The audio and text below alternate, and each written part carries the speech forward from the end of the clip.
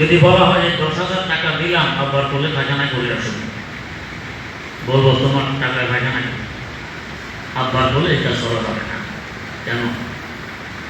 আব্বার মর্যাদা এখন আমি বুঝি, আব্বার ইজ্জত এহতারাম এখন আমি বুঝি। তখন যে দিনে কয়েকবার করেছি বস্ত্র খাজানা,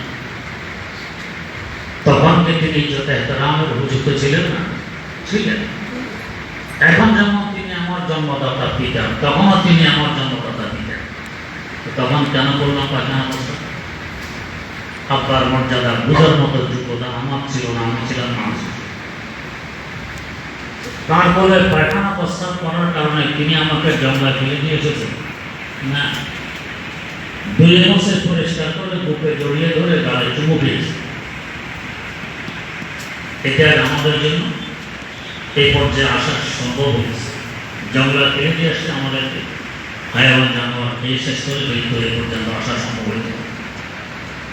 জনসাধারণ মানুষ সে বোঝান আপনারা কারা, আপনাদের মর্যাদা কি বুঝলে তো মাথায় নিয়ে না, বোঝে না দিলে ফেরস্তা করে তুচ্ছতা ছিল করে, যখন বুঝে আসবে মাথায় নিয়ে না।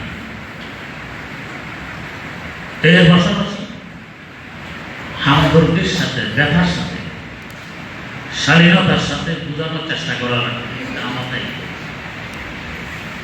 সবসময় অনল্পসী আগুন ঝাড়লাম, এটা হেদায়েতের নিয়ম নয়।